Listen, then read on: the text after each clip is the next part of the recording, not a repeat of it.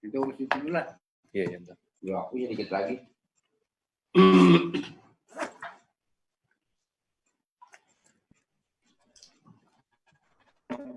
Itu udah muncul gambar siapa tuh? Gambar di apa? Orang sana. Iya. Tim puas dulu. Tidak ada. Bentar. Cek. Suara masuk. Main?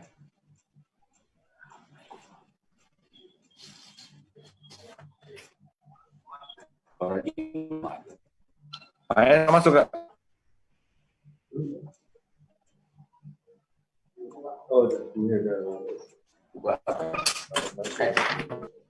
Masuk, Pak.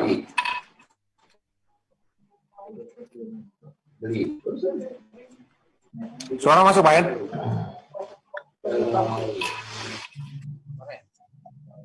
Pak Hen masuk suara. Pak Hen masuk.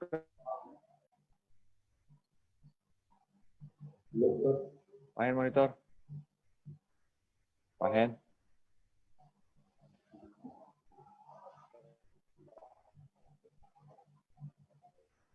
Pak Hen monitor. Pak Henry.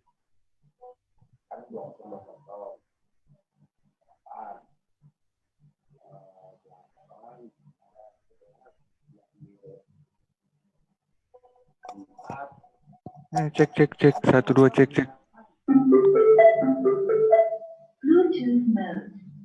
Cek. Cek 1. Cek 1 2. Cek 1 2 3. Cek 1 2. Ini udah masuk nih. Kok nggak ada suaranya nih? Cek 1 2. Cek 1 2 1 2 1 2.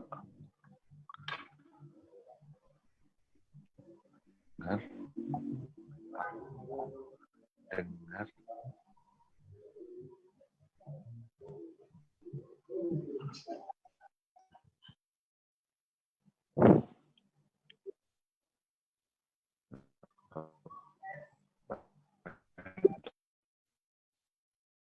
Jadi begini, kita dengar suara saya.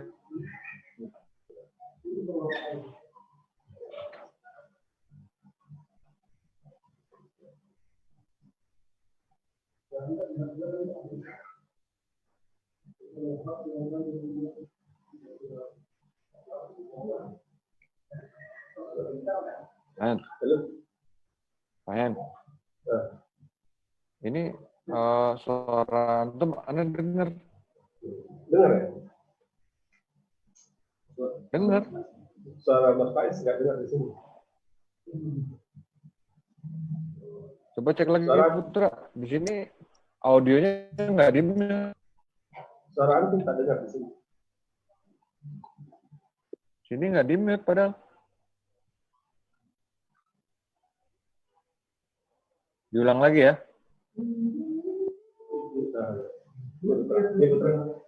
Dengar nggak? Halo? Ini dengar di sini suara antum nih, Put? Iya, suara.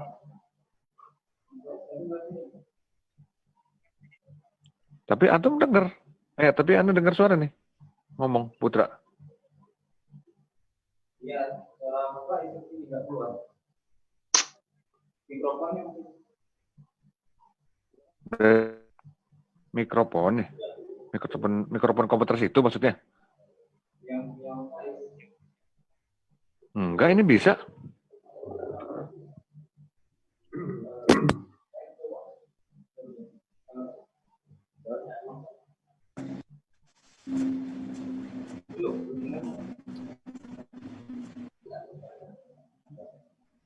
Sekarang dengar nggak? Enggak. Di sini ada. Tes 1 2. Tes 1 2. 1 2 tes 1 2 tes. Tes 1 2 tes. Diulang lagi ya. Dia lock out dulu ya. Leave dulu ya. Ini lang ya.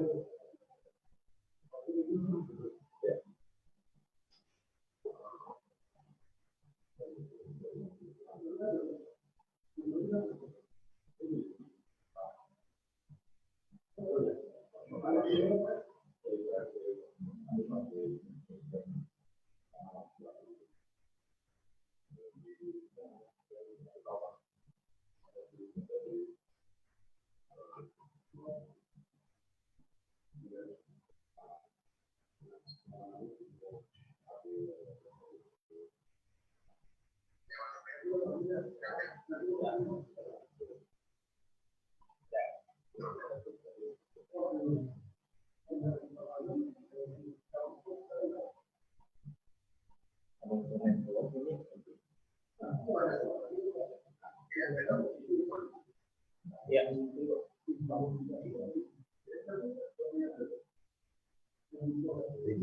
Ngantuk aja. والله شكرا جزاك الله.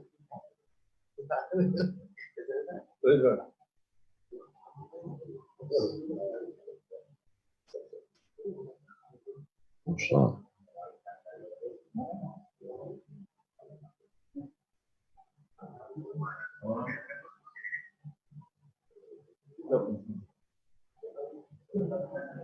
Selamat malam, menembak.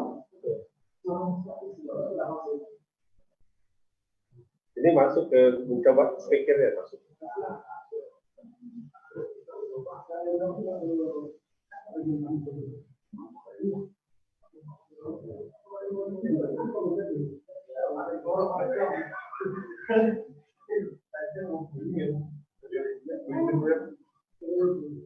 مع السلامة. شكرا جزاك الله.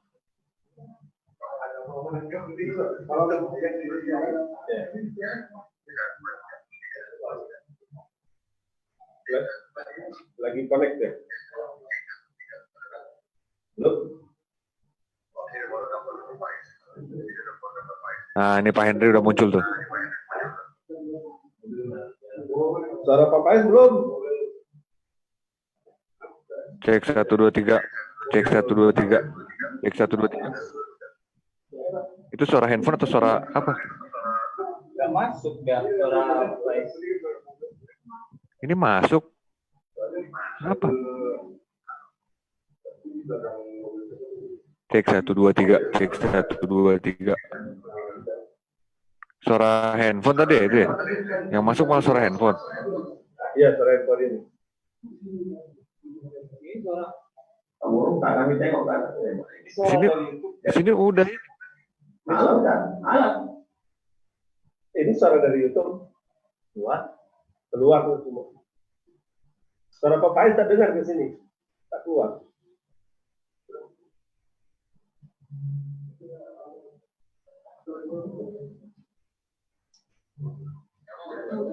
Nggak mau juga, Put.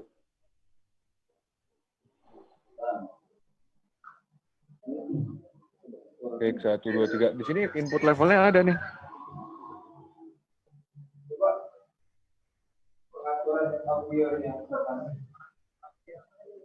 Pengaturan audionya udah nyala. Input levelnya ada tuh. Pak Henry ini dicoba. Pak Henry lagi telepon, video call deh. Ini lagi video call, coba di accept. Pak Henry lagi di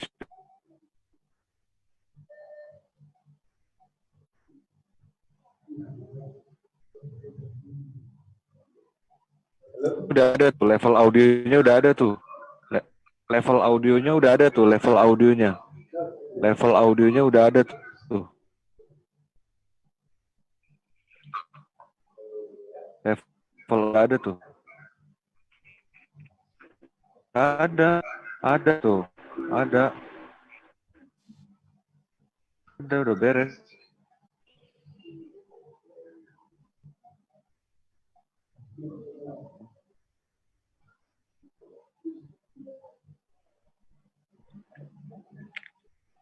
Coba bentar. Gedein dikit kali ya, kurang gede.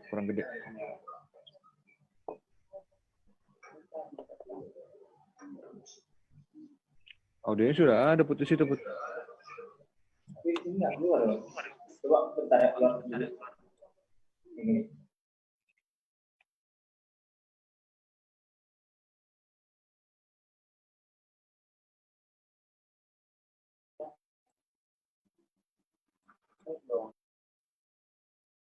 Masuk nggak?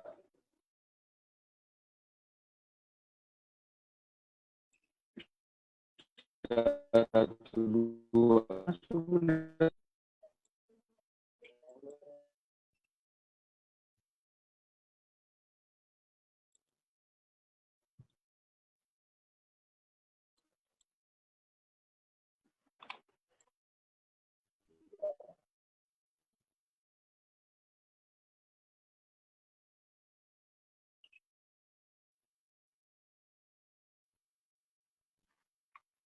Cek satu, dua.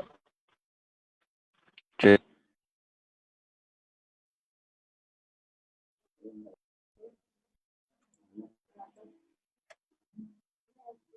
Nomor.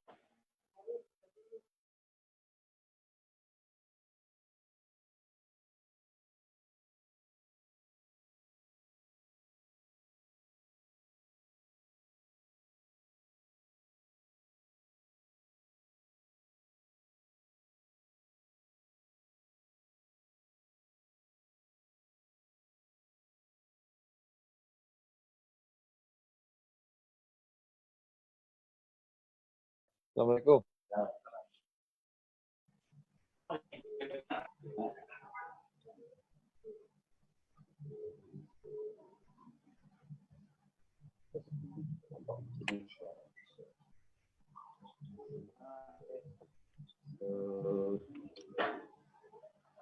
Ini kopat kopi. Apaan tuh kopat kopi? Iya, kopat kopi. Ngerti gue. Kopi. Masuk suaranya? Nggak.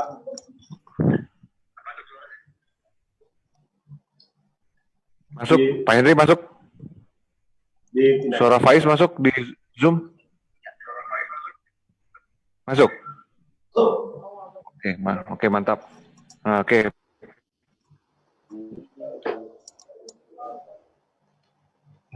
Be, duduk sini.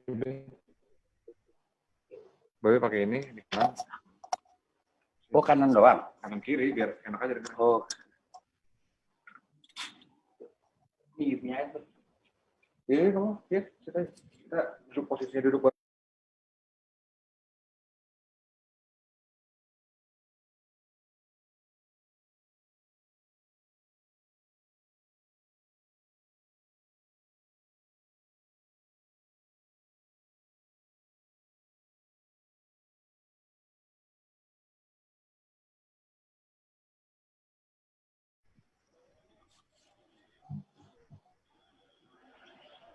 Nggak ada suara.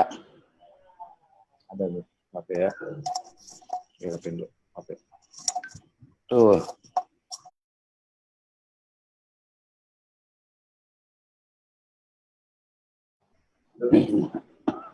Ini ya, Babe. Iya. Iya. Halo.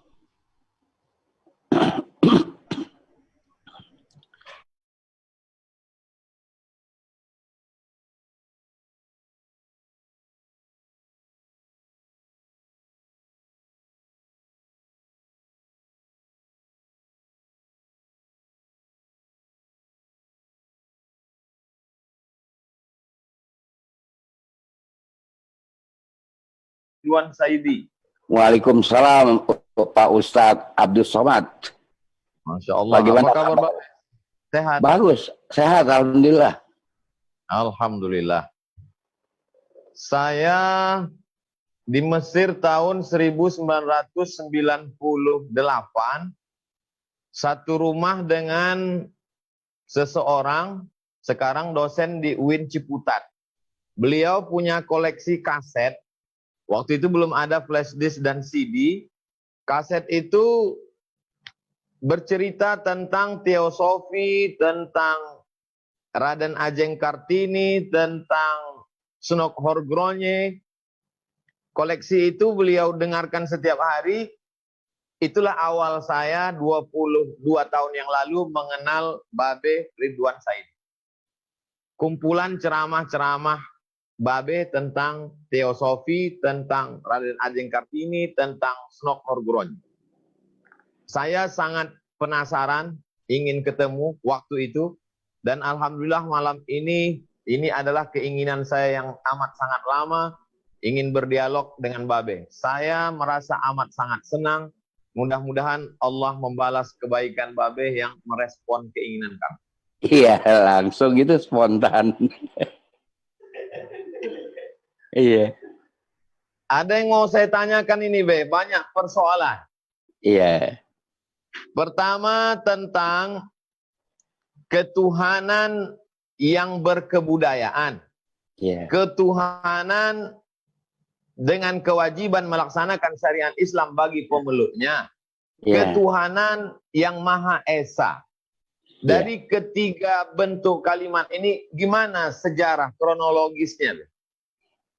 Kita ambil tentu kronologis ya, timelinenya.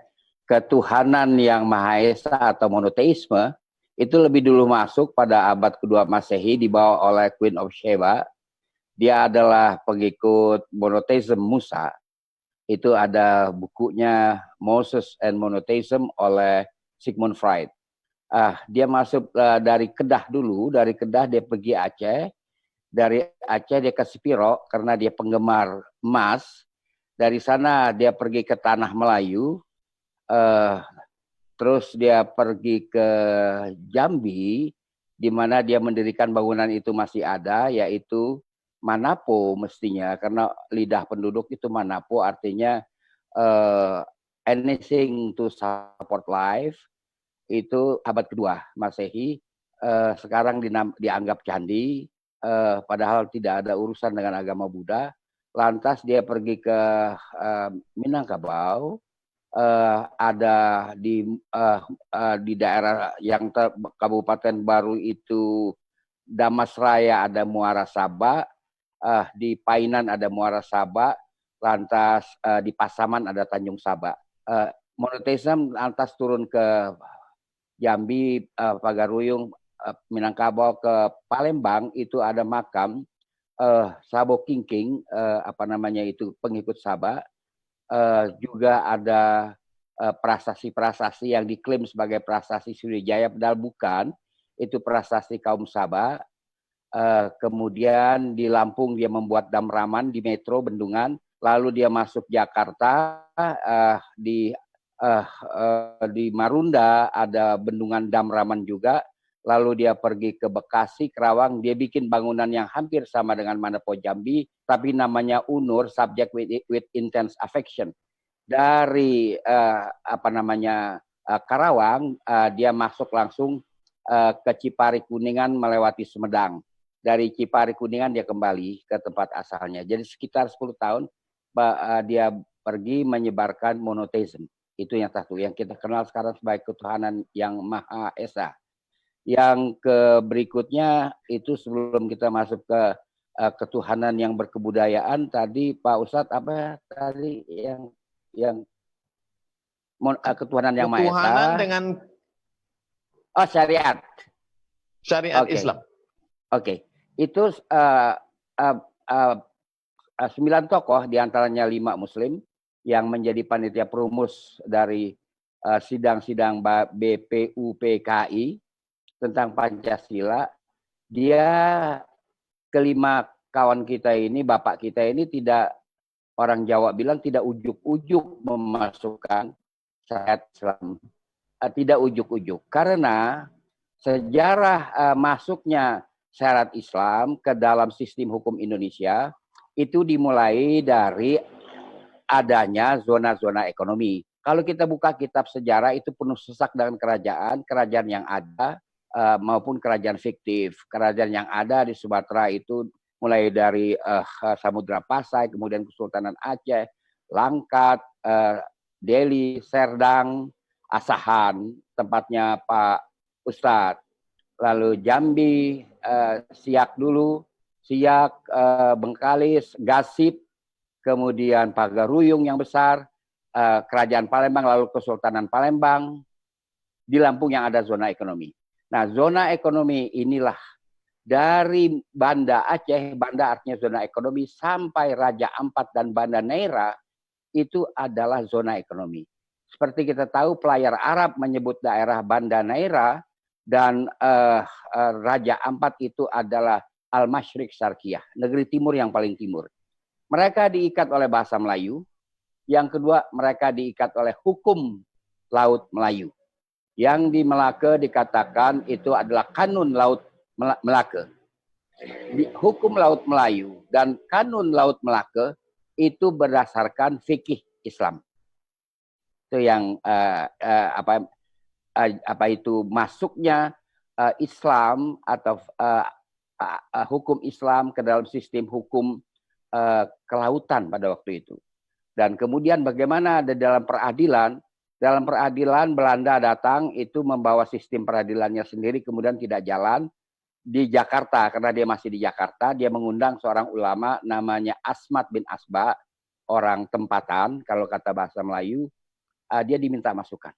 Jadi sistem peradilan Belanda yang kemudian jadi sistem peradilan nasional itu dipengaruhi oleh pikiran Asmat bin Asba. Jadi bisa dicek apa yang saya sampaikan ini pada Leiden Library ataupun pada Amsterdam Rijksarchief. Ambil nama Asmat bin Asba, pasti itu ketemu. Nah, kemudian setelah itu terbentuklah peradilan-peradilan di seluruh kesultanan Islam. Di sini kerajaan atau kesultanan Islam. Di sini yang tidak Islam adalah Kediri dan Singasari, itu adalah Buddha yang datang dari Khmer, Indochina, dan satu lagi Belambangan, itu adalah Parigi atau Parek adalah Katolik.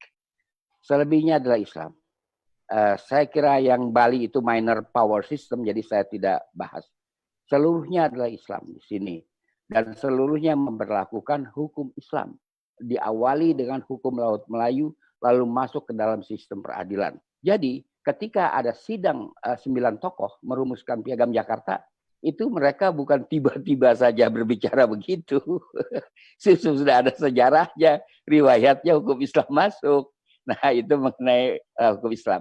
Kemudian yang ketiga yaitu berketuhanan dan berkebudayaan. Begini Pak Ustadz, itu adalah kita harus bedakan, ada pikiran-pikiran Bung Karno yang diterima dengan bantuan sumbangan menjadi itu Pak. Ada pikiran Bung Karno barangkali nggak banyak menjadi Undang-Undang Dasar 45. Di mana Piagam Jakarta setelah Undang-Undang 45 ketok palu pada 18 Agustus 45, Piagam Jakarta adalah dokumen historis. Tapi pada tanggal 5 Juli 1945 itu dikatakan kalau di dalam teks hukum namanya konsiderans mengingat Piagam Jakarta menjiwai dan merupakan kesatuan dari Pancasila dan Undang-Undang Dasar 45. Lalu itu ketok palu di DPR tahun 60, lalu masuk dalam lembaran negara. Maka dia telah menjadi dokumen hukum. Nah, lalu kemana itu kawan kita ketuhanan yang yang berkebudayaan? Itu adalah ucapan Bung Karno atau ajaran Bung Karno. Nah, Sakom, gotong royong itu ajaran Bung Karno yang TAP MPRS 26 bukan 25. 26 tahun 1966 memerintahkan membentuk kajian untuk meneliti masuknya unsur-unsur komunis dalam ajaran Soekarno. Tetapi TAP ini tidak dilaksanakan karena Pak Harto tidak sampai hati untuk mengadili Pak Karno. Itu persoalannya. Jadi TAP itu masih berlaku. Memang ajaran-ajaran Bung Karno atas nama perintah ketetapan MPRS nomor 26 yang tak terpisahkan dengan ketetapan MPR tahun 25, ajaran Bung Karno itu harus diteliti, harus diperiksa. Kemungkinan masuk unsur-unsur komunis, terutama gotong royong. Gotong royong itu adalah kata lain dari sama rata, sama rasa. Sama rata, sama rasa adalah semboyan komunis dari zaman Belanda. Itu menjadi gotong royong. gotong royong itu adalah istilah yang tepat untuk masyarakat agro. Pada waktu itu ketika dikelola oleh komunitas adat, itu adalah berapa hasil produksi padi kita bagi rata. Tapi untuk masyarakat zona ekonomi seperti Sumatera Timur, Riau, itu gotong royong. Ini Mas yang punya, keuntungannya masa saya gotong royong? Itu lain hitungannya di zona ekonomi. Jadi gotong royong karena tidak mewakili, merepresentasi seluruh lapisan masyarakat, hanya masyarakat agro, saya mengatakan ini tarjamah dari sama rata sama rasa, moto semboyan komunis pada zaman Belanda yang dilanjutkan oleh PKI.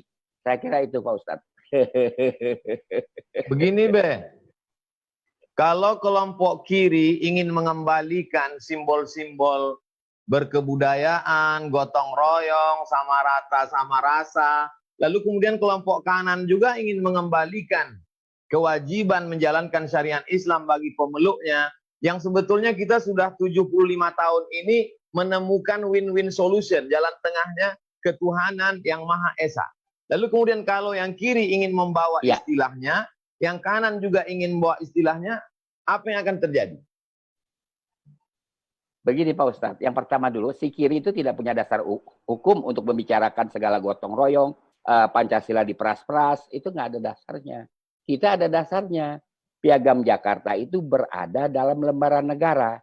Maka dia menjadi hukum yang positif mestinya untuk dilaksanakan. Itu tidak perlu dipersoalkan lagi. Posisi Piagam Jakarta. Kalau posisi gotong royong, peras-perasan Pancasila, lah itu kan ajaran Bung Karno, bukan hukum. Dan oleh MPR tadi saya sudah katakan harus diselidiki kemungkinan kemasukan pikiran-pikiran komunis. Komunis itu kan dulu begitu Pak menariknya Ustadz. karena dia memperjuangkan kaum tertindas, proletarian, melawan kaum borjuis. Sehingga banyak orang tertarik kemudian membela hak orang susah, kemudian para petani. Lalu kemudian bagaimana beragama mereka saat itu? Apakah mereka beragama atau hanya sekedar gerakan saja? Kelompok kiri. Kelompok kiri memang tidak beragama, seingat saya. Mereka tidak beragama, tetapi kalau agama-agama itu dipakai untuk keperluan kampanye, misalnya sepengalaman saya menyaksikan kampanye PKI tahun 55, itu musiknya gambus. Jadi kita dari jauh dengar gambus, kita kira partai Islam, kita berlari, tahu-tahu ya PKI. Itu begitu. Nah, jadi keadilan dalam berpikir pun, keadilan dalam berekspresi pun dia nggak ada. Kemudian kita misalnya, keadilan dalam mengapresiasi Piagam Jakarta. Mereka menolak itu, tapi kan Bank Syariah dijalanin.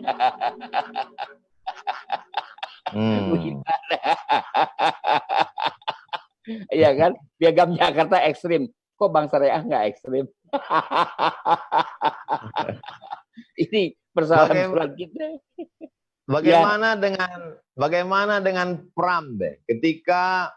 Ketika anaknya yang akan menikah dengan seorang non-muslim, dia minta menjadi mu'alaf, lalu kemudian anaknya Astuti datang belajar agama Islam, membawa calon suami yang mu'alaf kepada Hamka.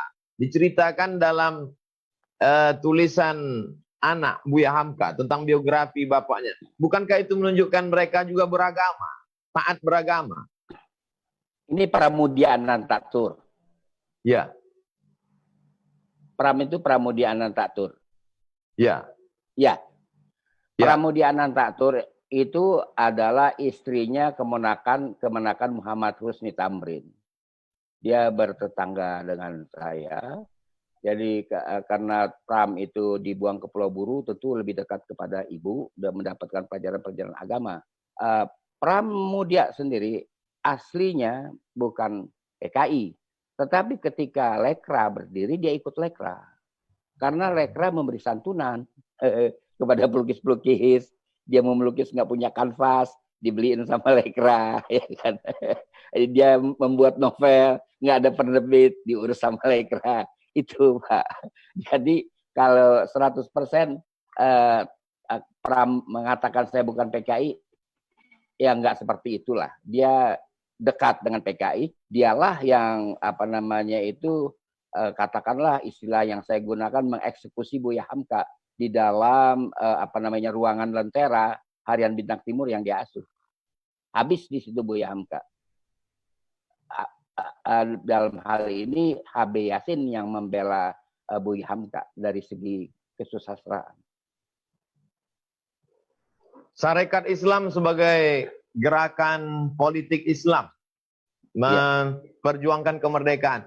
Bagaimana kemudian sosok murid-murid Haji Omar Said Cokro Aminoto sebagiannya bisa membawa pemikiran PKI ke dalam Sarekat Islam sehingga terjadi Sarekat Islam putih dan Sarekat Islam merah? Iya, itu awal masuk ke sini adalah seorang Yahudi bernama Sneflit. Dia mendirikan Indische Sozialdemokratische Vereniging, perkumpulan sosial demokrat India. Dia lebih awal sebelum Sarekat Islam berdiri pada 1911. Mereka masuk Sarekat Islam. Disitulah disusupi Sarekat Islam, lalu terbelah. Yang seperti Pak Ustadz bilang ada merah, ada putih. Nah si merah ini kemudian perpecahan itu tanggal 20 Mei 1925 dijadikan tanggal berdirinya PKI. PKI merayakan itu. Jadi emang kesusupan. Sehingga kemudian Sarekat Islam merapikan dirinya, membentuk apa yang dinamakan Sarekat Islam Afdeling atau cabang Afdeling B. Sarekat Islam Afdeling B ini tokoh-tokoh Sarekat Islam yang bekerja di bawah tanah. Dia berpengalaman dari cerita yang dia sudah alami pada, maaf saya bukan 25 tapi 20. Pada 25 Mei 1920. Berpengalaman dari situ Sarekat Islam merapikan gerakannya menjelang perjuangan kemerdekaan. Melihat gerakan komunis sebelum kemerdekaan, setelah kemerdekaan, setelah pada masa Orde Lama dan dihabisinya mereka pada masa Orde Baru, lalu kemudian sekarang terbagi, berbelah bagi masyarakat. Sebagian mengatakan mereka eksis, ada gerakan, sebagian mengatakan mereka hanyalah sebuah pemikiran liar semata. Pengamatan Babe? Nah, pengamatan saya begini Pak. Yang pertama adalah gerakan komunis itu berkesinambungan. Pada tahun 20 juga begitu mereka mendapatkan wadah yang merupakan pecahan dari Sarekat Islam, mereka melakukan pemberontakan di Silungkang, Sumatera Barat. Pimpinan Datuk Batuah. Salah seorang tokohnya namanya Nawi. Nawi ini mempunyai anak namanya Ja'far. Ja'far dan Nawi potong letter jadi DN. Ja'far Nawi DN. Kemudian dia dapat bapak sambung karena Pak Nawi menjadi urang talu, diusir dari Minangkabau karena pemberontakan itu. Pak Nawi itu bekerja di pabrik timah Bangka. Pak Nawi meninggal, dia dapat bapak sambung. Jadi DN Aidit. Nama dia adalah Ja'far Nawi Aidit. Nah, itu bersambung, gerakan PKI nggak pernah terpotong. Kalau kita lihat Silungkang. Kemudian dia terus bergerak di luar negeri, Semaun kan di luar negeri, kembali ke Indonesia tahun 48 dia berontak. Kemudian pada waktu tahun 48 dia dilarang kegiatannya. Bukan dilarang organisasinya, tidak melakukan kegiatan. Tetapi pada tahun 1952 pemimpin PKI, Aidit, Tan Lingji, Lukman dan Nyoto diterima oleh Pak Karno. Maka dia terrehabilitasi dengan pertemuan itu karena dia cuma dilarang. Lalu dia bersiap memasuki pemilihan umum 55. Pemilihan umum 55 itu dia banyak, saya sudah terangkan di tempat lain, di kantong-kantong pemukiman Islam mereka mengatakan PKI adalah partai Kiai Indonesia. Itu di kantong-kantong pemukiman Islam. Dia kampanyenya pakai gambus di situ, ya kan? Jadi lalu dia juga mengerahkan gembel-gembel masuk Jakarta. dan diurus KTP-nya sehingga punya hak pilih. Sehingga kami semua terkejut, di Jakarta untuk pemilihan DPRD dia juara kedua. Masyumi baru dia. NU kalah, PNI kalah. Kami semua terkejut pada waktu itu. Kenapa itu bisa terjadi dia juara kedua? Kalau nasional dia juara keempat, tapi di DKI kan dia juara kedua. Nah, kita potong Kompas, sampailah A65 dia berontak, ya kan? Lalu tidak ada suara apa-apa di zaman Pak Harto, tapi setelah reformasi mulai. Ini kan banyak anak-anak biologis, bukan ada anak-anak ideologi. Kan ada anak-anak biologis mereka, bukan anak ideologi. Itu erat hubungan dia. Jadi boleh dikatakan PKI itu berkesinambungan. Dia mencari wadah apa saja yang bisa dia masuki, dan musuh utamanya tetap Islam. Tetap itu musuh utamanya. Apa itu yang dijadikan sasaran. Kita lihatlah suara-suara buzzer-buzzer itu terhadap Pak Ustadz. Ya kan? Bagaimana Pak Ustadz itu dipersulit, ceramah sana, ceramah situ, itu saya sudah alami pada kampanye pemilu tahun berapa ya, saya lupa, tahun 77 dan tahun 82 saya udah alami, ya kan. Orang sudah menunggu banyak-banyak, tahu-tahu Pak Ridwan jangan masuk ke lapangan, udah kita pulang. Di Jambi saya pernah berkampanye bisu, karena saya tidak boleh bicara. Saya hanya menunjuk-nunjuk gambar Ka'bah. Itu saya mengalami rupa-rupa. Itu harus dilalui oleh Pak Ustadz, ya kan? Jangan berkecil hati akan hal itu. Laju terus. Tetap orang-orang itu tidak menyukai. Masya Allah. Dan mereka tetap bergerak. Sultan-Sultan Melayu dihabisi. Istana Maimun, Kesultanan Delhi setengahnya dibakar. Lalu kemudian Sultan Asahan, Tengku Saibun dibunuh di Pematang Siantar. Kemudian kekuasaan mereka dilucut. Rakyat kemudian dihasut dengan mengatakan bahwa mereka adalah pengkhianat bangsa bekerja sama dengan Belanda. Tapi belakangan diketahui sesungguhnya itu hanyalah provokasi massa yang target mereka sebenarnya ingin menghabisi Islam. Karena kalau sultan sudah tidak berkuasa, mufti tidak ada, maka kekuasaan Islam hilang. Bagaimana kami sebagai generasi belakangan membaca sejarah ini? Ya baik Pak Ustadz, itu kan revolusi yang disebut revolusi sosial Maret 1946. Pada Maret 1946, Indonesia belum ada wilayahnya. Jadi kita begini Pak, proklamasi 17 Agustus 45. Dengan ini kami nyatakan kemerdekaan Indonesia. Indonesianya mana dia? Kan begitu. Baru Jogja datang gabung 23 September 45 kita punya Jogja. Nggak lama Luwu datang gabung, baru itu. Ya kan? Secara hukum internasional kita baru itu wilayah. Jadi kalau tetap ada kedaulatan sultan-sultan Islam di seluruh Indonesia itu dapat dimengerti karena Indonesianya belum ada. Ya kan? Jadi jangan disalahkan Sultan Hamid, dia pakai seragam Belanda, dia pakai seragam Rusia juga nggak apa-apa. Wong itu waktu Pontianak belum masuk Indonesia. Jadi jangan salah. Jawa Sumatera dinyatakan sebagai wilayah RI oleh Konferensi Linggarjati Juli 46. Pada Maret itu kedaulatan Sultan masih tertegak. Dan juga pada Juli 46, kedaulatan sultan-sultan dan kerajaan Islam itu masih tertegak. Lalu Sultan Hamidlah yang membuat BFO, itu bukan FANMUB. Konferensinya adalah di Bandung pada bulan Juni 1946. Kemudian mereka berkonsultasi dengan Pak Karno dan Pak Hatta. Pak Karno dan Pak Hatta menugaskan kepada Pak Rum untuk menampung pikiran-pikiran kalangan kesultanan. Semua. Lantas terjadilah konferensi meja bundar 27 Desember.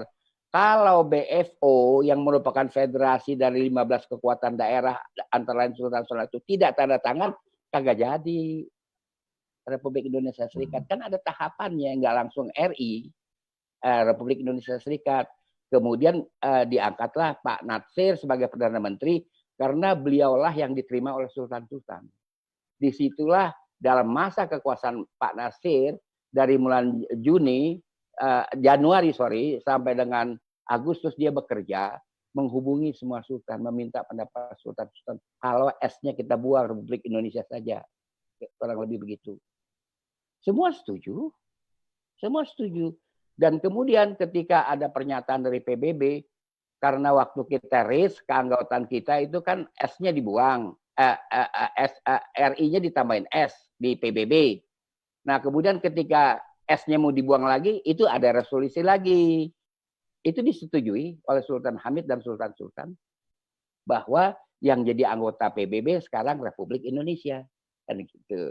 Jadi itu melalui tahapan, enggak sekaligus dari Republik diproklamasikan, Indonesia diproklamasikan sampai 17 Agustus 1950 terbentuklah Negara Kesatuan Indonesia.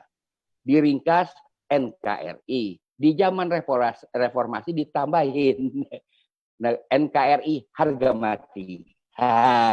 Itu kan tambahan. Kalau kita cari tab MPR-nya mana dia kagak ketemu. Itu tambahan nggak apa-apalah. Untuk kegembiraan kawan-kawan kita, dia menciptakan NKRI ditambahin harga mati. Jadi itu Pak, semuanya melalui proses. Ya kan? Jadi nggak boleh semudah itu mengatakan Sultan Pro Belanda, Kesultanan Anu Pro, nggak ada yang Pro Belanda.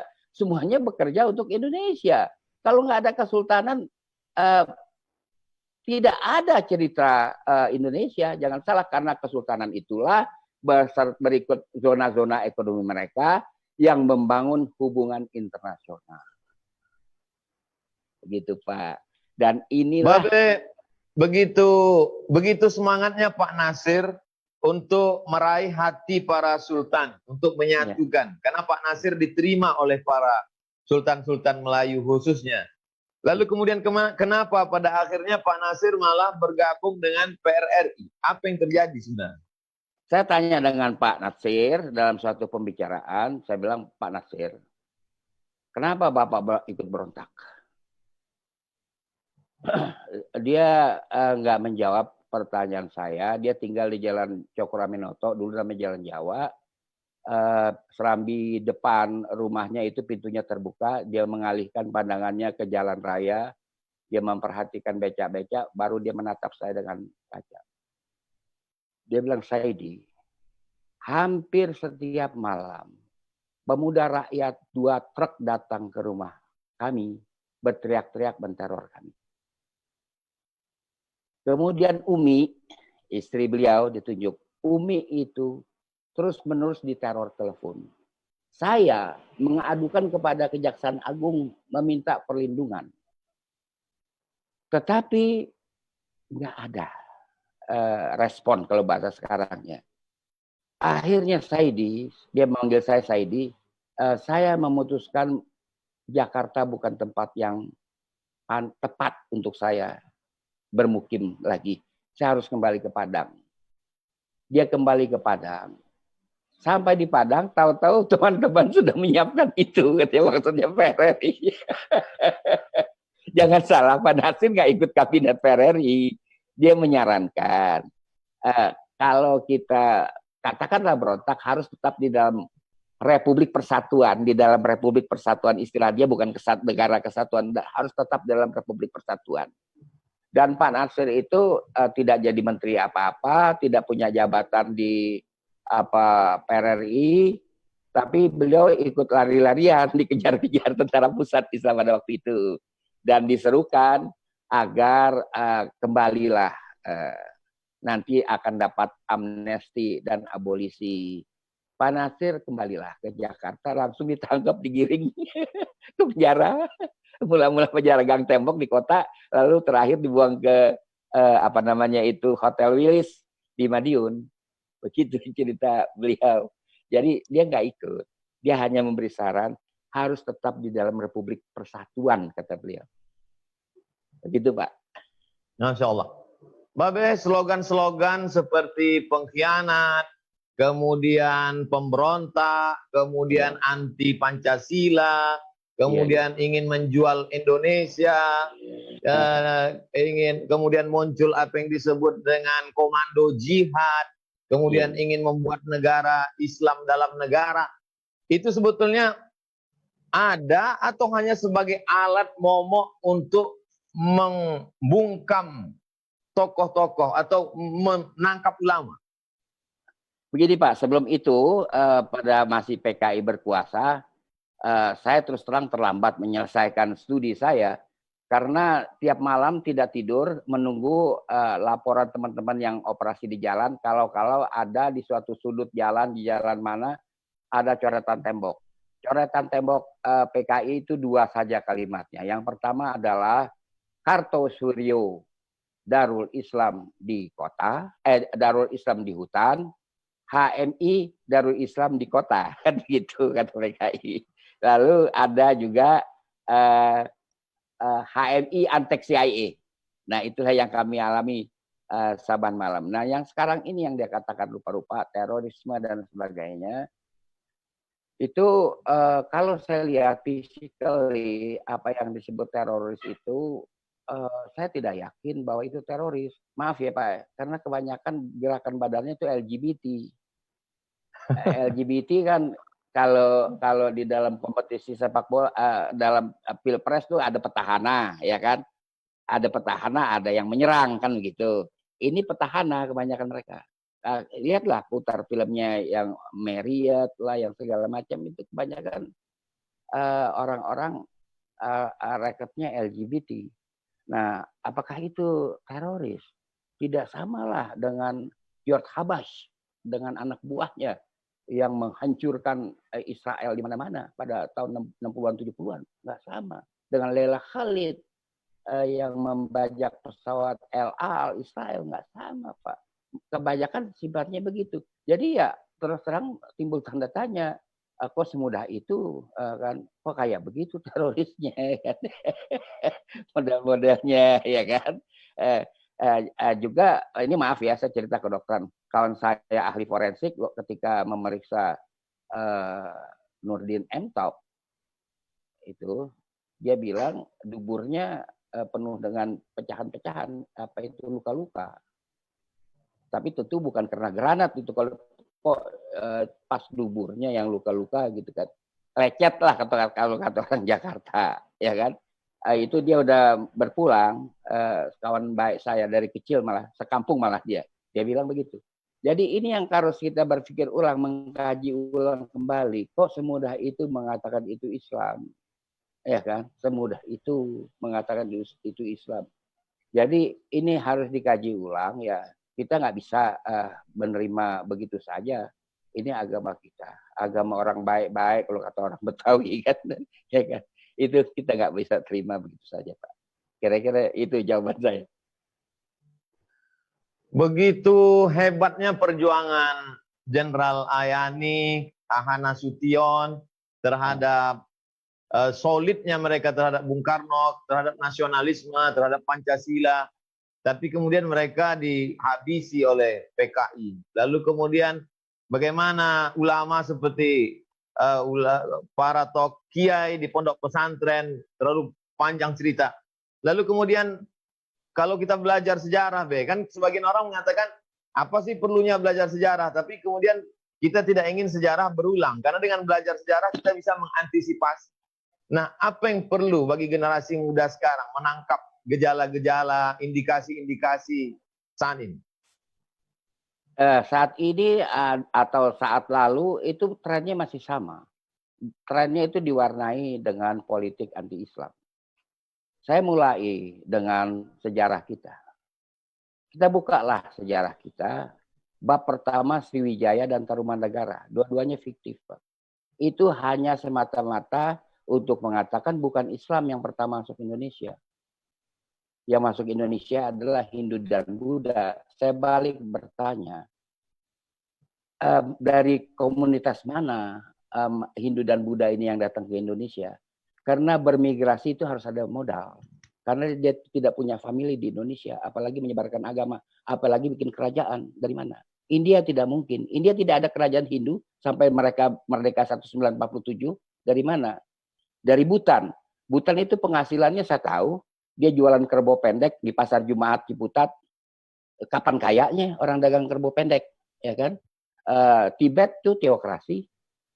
Jadi yang mana? Hindu ini yang datang ke Indonesia. Saya mengatakan Anda baru datang yang agama Buddha itu abad 10 mendirikan Kediri. Hindu baru datang abad 15, itu orang-orang Sri Lanka yang Hindu. Karena mereka baru rada lumayan kehidupan mereka setelah Turki memasukkan modal aktif di dalam pasar Kolombo, baru bisa.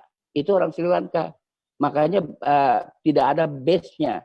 Kalau Sriwijaya itu kehebatannya yang diceritakan itu lebih hebat dari kerajaan Persia zaman Khusru abad ke-5 sebelum Masehi, dan lebih hebat dari Romawi abad ke-1 Masehi, dan bahkan digabung itu mereka berdua Persia dan Romawi masih kalah hebat dengan Sriwijaya. Kurang lebih begitu yang kita diajarkan.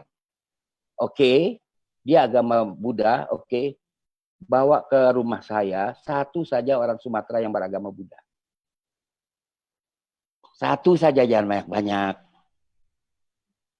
Ya, Helmi Yahya, dia nggak putar, dia interview saya mengenai ini, dia tidak putar YouTube-nya, ya kan? Karena saya tanya begitu, bisa Anda hantarkan ke rumah saya seorang Sumatera, kelahiran Sumatera, dia yang beragama Buddha nggak ada. Yang masuk Indonesia pertama kali adalah Islam. Tauhid dibawa oleh orang-orang Imarat, orang-orang Oman, buktinya jelas. Di Lamuri Aceh itu ada uang-uang Bahrain, ada uang-uang dari Imarat, dan Pulau Rubiah di utara Aceh itu tanda.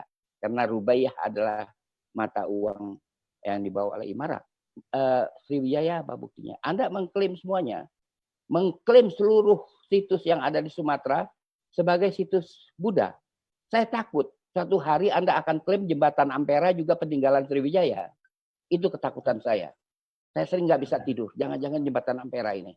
Nah, ini politik ini diciptakan oleh orang yang bernama George Kodes. George Kodes itu adalah Yahudi Hongaria yang lahir dan dibesarkan di Perancis.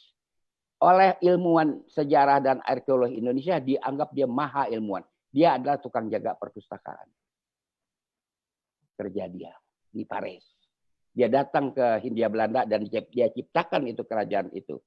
Juga Tarumanegara fiktif, nggak ada jejaknya. Oke, kita singkat ini, kita maju ke zaman sekarang. Apa yang harus dihadapi? Belajarlah sejarah dengan benar. Kita jadi mengerti. Trennya itu sama, Pak. Trennya itu sama. Ketidaksukaan kepada Islam. Islam itu hebat, Pak. Islam itu, kesultanan itu Islam semua. Kerajaan itu Islam kecuali Kediri. Singasari itu Mojopahit itu Islam. Dia orang Islam. Raden Wijaya. Raden itu kan artinya pemuka agama. Dia orang Islam. Sumedang itu di Sunda itu kerajaan Islam. Kerajaan Sunda di Bogor itu adalah monoteis. Di situ ada prasasti, Pak. Prasasti itu dibuat oleh orang-orang Arab. Karena aksara yang mereka gunakan adalah aksara nabatin. Bunyinya la, ilah, hu. Tidak ada. Kecuali hu. Hu adalah Tuhan. Saya tanya sama arkeolog, profesor, dokter. Dia bilang ini prasasti bohong-bohongan. Dia bilang, orangnya saya nggak mau sebut namanya, takut dia malu. Itu prasasti bohong-bohongan. Wah, saya bilang saya nggak respect lagi sama orang dalam hati saya. Jadi itu banyak sekali peninggalan-peninggalan prasasti Islam, termasuk di Riau. Kan dia nggak bisa baca yang di Sungai Kampar.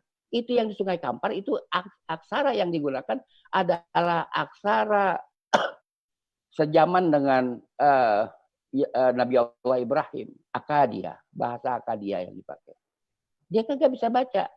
Nah, untuk itu saya tanya, apa ini prasasti Kampar? Oh, itu saya nggak tahu. Bukannya palsu? Dia nggak berani bilang palsu. Jadi ini, Pak, mereka iri hati terhadap Islam. Islamlah yang memajukan negeri ini. Dengan zona ekonominya, dengan kesultanan dan kerajaannya. Mereka memakmurkan, Pak. Semua kesultanan dan kerajaan Islam itu memakmurkan. Itu mereka iri hati dan nggak bisa tidur. Oleh itu dikarang-karang teruslah. istilah Islam ekstrem, Islam ini, Islam itu nggak akan ada habisnya dia begitu. Sekarang kita bekerja terus, ya kan? Kita hadapi. Dia menghadapi dengan konsep, kita layani lagi. Itu apa RUU HIP ya. Itu kan secara konsep ya kita hadapi itu semua. Dan dia sudah habis dengan HIP ini. Mau apa lagi dia? Apalagi yang dia mau bikin? Dia sudah trindil. Sama sekali nggak ada yang dia bisa tutupi lagi. Itulah kamu yang sejatinya. Nah, oleh karena itu Pak, bismillah lah kita jalan aja udah. Ya, apalagi yang kita pikirin. Gitu Pak Ustadz. Dalam perjalanan Babe Ridwan Saidi, kalau saya dengar tadi tentang pencekalan, kemudian ceramah bisu, kemudian jadi sepertinya yang terjadi itu saja dengan model yang berbeda, dalam bentuk yang lebih canggih, dalam bentuk buzzer dan lain sebagainya. Jadi sebenarnya kita sedang berada jalan di tempat. Kalau ladenin dia, kita jalan di tempat. Mereka just layani. Artinya sekedarnya saja melayani, kita maju terus. Piagam Jakarta kan ada, merupakan dokumen hukum yang ada di lembaran negara. Perubahan Undang-Undang 45 4 kali tidak ada di dalam lembaran negara. Jangan salah Pak. Karena formatnya tidak dikenal, ketetapan yang dipakai untuk perubahan Undang-Undang 45 itu tidak dikasih nomor. Jangan salah. Jadi kalau kita bicara asas legalitas, ya lebih legal Piagam Jakarta. Daripada 4 kali perubahan, nggak ada di dalam lembaran negara. Itu ya kita nggak apalah, bagaimana apa yang harus kita pikirkan lagi, kita maju saja. Tentu ada risiko ya kan, di masa-masa muda saya mengalami, ya sudah, itu pilihan saya. Itu pilihan saya. Saya berjuang agar otak saya hidup. Agar sel-sel otak saya mati karena terpakai. Agar sel-sel otak saya jangan mati karena tidak terpakai. Sel-sel otak yang mati karena terpakai di dalam bahasa Islam yang sudah jarang disebut adalah afiat. Itulah yang menyehatkan tubuh. Kesehatan tubuh akibat saja dari kesehatan otak. Kalau otak kita tumbuh afiat, insya Allah nggak apa-apa. Itulah yang saya dapatkan dari perjuangan. Alhamdulillah Tuhan kasih. Itulah. Terakhir Babe, terakhir. Yeah. Itu Babe cerita panjang lebar dari mulai Majapahit Islam, kemudian bagaimana perjuangan politik Islam melalui Sultan-Sultan Melayu, kehebatan Islam dalam bidang ekonomi, kemudian puncaknya adalah ketika Islam bisa bersatu dalam sebuah gerakan bernama Masyumi. Tapi kenapa belakangan politik Islam itu sepertinya pecah, kalah, hancur, bahkan orang Islam sendiri tidak pede? Apa penyebabnya? Ya kalau kita ukuran kita, parameter kita partai politik, itulah keadaannya. Tapi kalau parameter kita pengajian-pengajian yang merambah kelas menengah, kita nggak usah analisis dia ngaji apa, pokoknya dia membawa orang ke jalan Islam lah, ya kan? Itu luar biasa Pak. Ini yang luar biasa, perkembangan Islam di seluruh Indonesia, pengajian ibu-ibu dan sebagainya, itu luar biasa Pak perkembangannya. Tapi kalau dilihat dari partai Islam, ya memang keadaannya lagi begini ya. Ya kayak beginilah ya kan, kita omongin jadi ribah ntar. Dia jadi begini. Nah kita maju terus Pak. Dan jangan lupa Pak, Bung Karno dari pembuangan Bengkulu itu kagak punya rumah. Yang kasih rumah di Pegangsaan Timur 56 itu kan orang Islam, Martak, kakeknya Yusuf Martak. Rumah dia kagak punya, kita yang kasih, ya kan? Itu kita kaya Pak, pernah kaya. Dan insya Allah jalan terus saja dan di bawah naungan Al-Quran dan Al-Hadis, ya kan? Mudah-mudahan Allah memberi berkah kepada kita, asal hati kita lempeng, atau orang Betawi. Karena lempeng itu kuncinya Pak. Lamuri artinya lempeng yang di Aceh. Pagaruyung artinya lurus dan memanjang. Palembang artinya lurus. Sedane artinya lurus. Kita orang zaman dulu tuh lurus yang penting. Dan satu Pak, hati yang lurus itu bisa membuka tambang emas. Ketika VOC datang ke sini, seluruh tambang emas Sumatera ketutup, nggak bisa dia buka. Dia juga yang di Jawa, yang di Sulawesi, yang di Jakarta nggak bisa kebuka sampai sekarang. Kalau hati lurus terbuka, Kalau kalau ngerti bengkok-bengkok, susah lah hidup, Pak. Jadi itu fakta. VOC bukan cari rempah-rempah, Pak. Enggak, ya itu sambilan. Kapan sih kita kayaknya kalau kita cuma jualan kunyit, jualan jahe? Kapan kita kaya? Emas. Semua yang namanya kesultanan itu dia tahu di mana emas digali. Belanda datang, Sultan memang dibaik-baikin karena dia minta ditunjukin di mana tempat emas. Itu yang orang-orang revolusi sosial salah paham. Ya Sultan nggak mau kasih unjuk dong. Semuanya tertutup, Pak. Sekarang. Yang sekarang pun nggak bisa buka tambang-tambang emas Indonesia. Jadi kita harus lurus. Gitu, Pak. Terima kasih tidak terhingga pada Babe Ridwan Saidi. Dialog ini Masya Allah, saya berharap di masa akan datang Babe masih membukakan Amin. pintu hati untuk Amin. bisa kami berdialog. Kalau COVID-19 ini selesai, pintu rumahnya juga kami mau datang silaturahim. Iya, insya Allah, Pak.